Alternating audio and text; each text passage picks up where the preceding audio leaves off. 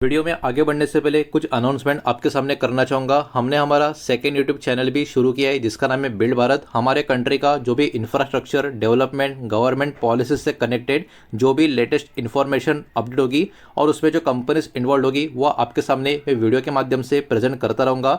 Daily videos already आना शुरू हो चुके हैं और हमारा व्हाट्सअप का भी चैनल है जिसके ऊपर शेयर बाज़ार की जो अपडेट्स है एकदम शॉर्ट में मैं आपके साथ शेयर करते रहता हूँ। तो हमारा सेकेंड यूट्यूब चैनल और हमारा व्हाट्सअप का चैनल प्लीज़ ज्वाइन कर लेना, सब्सक्राइब कर लेना। दोनों चैनल का जो लिंक है वीडियो के डिस्क्रिप्शन में बॉटम में आपको मिल जाएगा।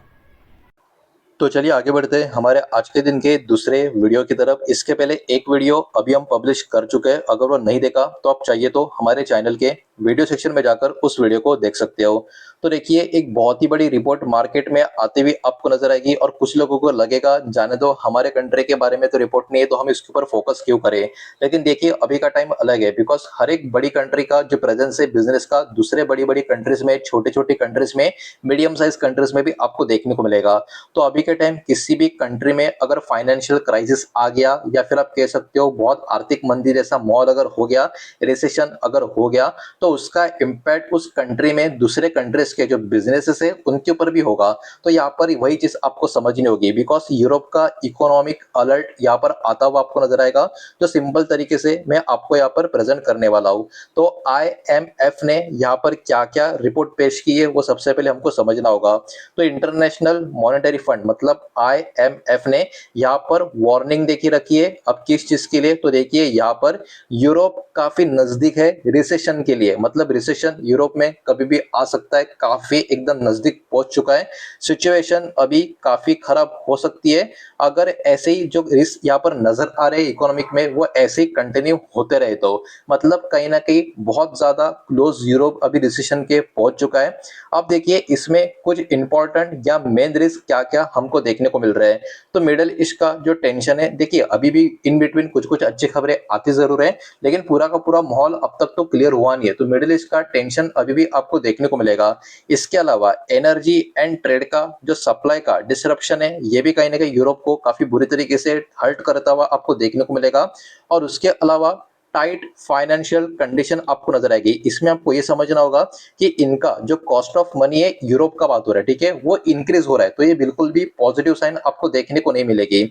इसके अलावा ये सारी चीजों का इम्पैक्ट महंगाई मतलब इन्फ्लेशन का जो खतरा होता है उसके ऊपर भी होता हुआ आपको नजर आएगा। इन्फ्लेशन यूरोप में 5% के करीब ऊपर की तरफ होता हुआ हमको देखने को मिल सक रहा है। उसके अलावा अगर हम बात करें एनर्जी का जो प्राइसेस है 2022 का प्री 2022 का जो लेवल्स था उसके भी ऊपर की तरफ हमको देखने को मिलेगा। मतलब यहाँ पर आप समझ सकते हो यूरोप अभी के टाइम पे एक बहुत ही अच्छे खासे प्रॉब्लम में फंसता हुआ देखने को मिल रहा है। और इसका नतीजा क्या है, फैक्ट्रीज कहीं ना कहीं चलाने के लिए काफी महंगी, मतलब महंगाई का सामना वहां पर फैक्ट्री वर्कर्स को, ओनर्स को करना पड़ रहा है, नॉट वर्कर्स, ओनर्स को। उसके अलावा प्रोडक्शन का जो कॉस्ट है वो भी बढ़ रहा है और प्राइस का मतलब जो गुड्स के प्राइस है वो भी इंक्रीज होते हुए नजर आ रहे हैं। मतलब पूरा का पूरा जो सप्लाई चेन है उसको एक बहुत ही बड़ा झटका इम्पैक्ट लगता हुआ क्लियरली हमको देखने को मिल रहा है।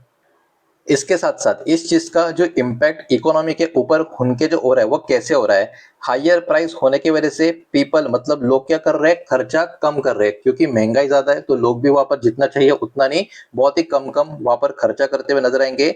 सेविंग भी धीरे धीरे कम होती हुई देखने को मिल रही है और डिमांड की कमजोरी भी वहां पर नजर आ रही है। अब डिमांड भी कमजोर होने की वजह से ग्रोथ में भी कटौती यानी ग्रोथ में भी एक स्लोनेस हमको देखने को मिल रही है। और ये एक पर्टिकुलर सिग्नल होता है जो रिसेशन की शुरुआत को इंडिकेट करता है, जो यूरोप में अभी सबके सामने आता हुआ नजर आ रहा है। इसके साथ साथ इंटरेस्ट रेट का जो प्रेशर है वो भी वहां पर हमको देखने को मिलेगा। यूरोपियन का जो सेंट्रल बैंक है ECB के नाम से आप इसको जानते होंगे, तो कहीं ना कहीं इन्होंने इंक्रीज किया इंटरेस्ट रेट 0.50% मतलब 50 BPS बाय 2026 का, ये इनका डेटा आपको नजर आएगा। अब इसमें प्रॉब्लम क्या निकल कर आ रही है, इसमें प्रॉब्लम ये निकल कर आ रही है रेट्स हाई, इसका मतलब लोन भी कॉस्टली होते हुए आपको नजर आएंगे और ओवरऑल बिजनेसेस का स्लो डाउन भी हमको देखने को मिल रहा है। साथ ही साथ वीकनेस का ओवरऑल मतलब ओवरऑल जो ग्रोथ है वो भी कहीं ना कहीं और भी कमजोर पड़ती हुई हमको वहां पर देखने को मिल रही है। तो ये इंटरेस्ट रेट का प्रेशर भी यूरोप की ग्रोथ के ऊपर सीधा डैमेज करता हुआ नजर आ रहा है। तो ओवरऑल इतना जानने के बाद यूके का सिचुएशन का अगर यहाँ पर हम बात करें तो आईएमएफ ने यहाँ पर रिड्यूस किया है यूके का जो ग्रोथ फोरकास्ट है उसको इन सारी चीजों को ध्यान में रखते हुए, मतलब यहाँ पर डाउनग्रेड कर दिया है, ऐसा आप समझ सकते हो। रिड्यूस का मतलब वही होता है डाउनग्रेड। उसके अलावा इन्फ्लेशन भी अराउंड 3.2% का यहाँ पर एक्सपेक्ट किया जा रहा है। और फाइनेंस मिनिस्टर जो है वहाँ के रचल रिस करके उन्होंने एडमिट भी किया है मिडल ईस्ट का जो क्राइसिस है वो कहीं ना कहीं अभी एक बहुत ही मेजर रिस्क उनके इकोनॉमी के लिए बना हुआ है। अब इसका ओवरऑल रूट कॉज की बात करें, एनर्जी के ऊपर इनका जो डिपेंडेंसी था वही एक्चुअली सबसे बड़ा प्रॉब्लम इनके सामने आ रहा है।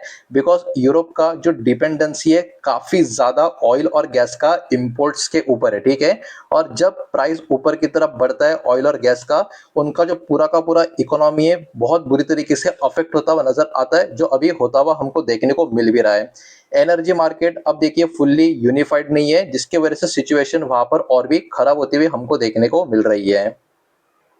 इतना ही नहीं, आईएमएफ का जो एक्सपर्ट होता है उनका भी कुछ व्यू आता हुआ नजर आएगा। आईएमएफ यूरोप का जो हेड है उन्होंने यहाँ पर एक बात बोली है, अगर सप्लाई का शॉक ऐसे ही चलता रहा, कंटिन्यू होता रहा, तो यूरोप कहीं ना कहीं बहुत ही जल्द रिसेशन में एंट्री कर सकता है। और no country will remain completely safe, मतलब कोई भी कंट्री सेफ नहीं रहेगी इन सारी चीजों की वजह से। मतलब बाकी सारी कंट्रीज को भी धीरे धीरे रिसेशन जैसे हालत या रिसेशन का ही सामना पड़ सकता है। अब ये जो खबर है इसके वजह से हमारे मार्केट के भी कुछ शेयर्स है जो यूरोप में उनका काफी अच्छा खासा प्रेजेंस आपको नजर आएगा, उनके ऊपर भी इसका इम्पैक्ट आ सकता है। वो भी एक एक करके आपको बताऊंगा, लेकिन वीडियो को लाइक कर देना, वीडियो को शेयर कर देना। पहली बार चैनल पे आ चुके हो तो चैनल को भी सब्सक्राइब जरूर कर देना। अब देखिए आगे क्या हो सकता है। सबसे पहले इन्फ्लेशन बढ़ सकता है, इसके वजह से ग्रोथ कम हो सकती है। जॉब्स और स्पेंडिंग इसके कारण अफेक्ट हो सकती है। पॉसिबली ये यूरोप के सामने एक बहुत ही बड़ा डबल प्रॉब्लम हो जाएगा, रिसेशन उसके साथ साथ महंगाई भी काफी ऊपर की तरफ, यानी प्रॉब्लम्स बहुत सारे नजर आ सकते हैं। इसी के वजह से हमारे कंट्री के जो बहुत सारी कंपनी का अच्छा खासा प्रेजेंस जो वहां पर आपको नजर आएगा यूरोप या आप कह सकते हो यूके में, तो पॉसिबल इम्पैक्ट इंडिया के वो लिस्टेड स्टॉक में क्या हो सकता है वो यहाँ पर एक एक करके देखेंगे। और ये किसी भी टाइप का बाय और सेल का इन्वेस्टमेंट का रिकमेंडेशन नहीं है, जो ये रिपोर्ट है, जो ये इन्फॉर्मेशन है, उससे कनेक्टेड इम्पैक्ट की यहाँ पर हम बात कर रहे हैं। तो सबसे पहले इस खबर का या इस इम्पैक्ट का जो न्यूट्रल व्यू के हिसाब से अगर हम बात करें तो इसमें energy and oil sensitive category आपको नजर आएगी।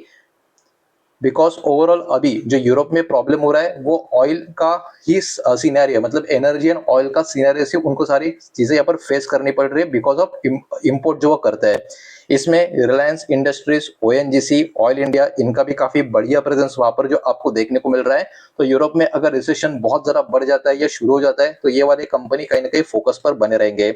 इसके अलावा एक्सपोर्ट ओरिएंटेड कंपनीज में टीसीएस, इंफोसिस, विप्रो और एचसीएल टेक का नाम यहाँ पर आपको देखने को मिल रहा है।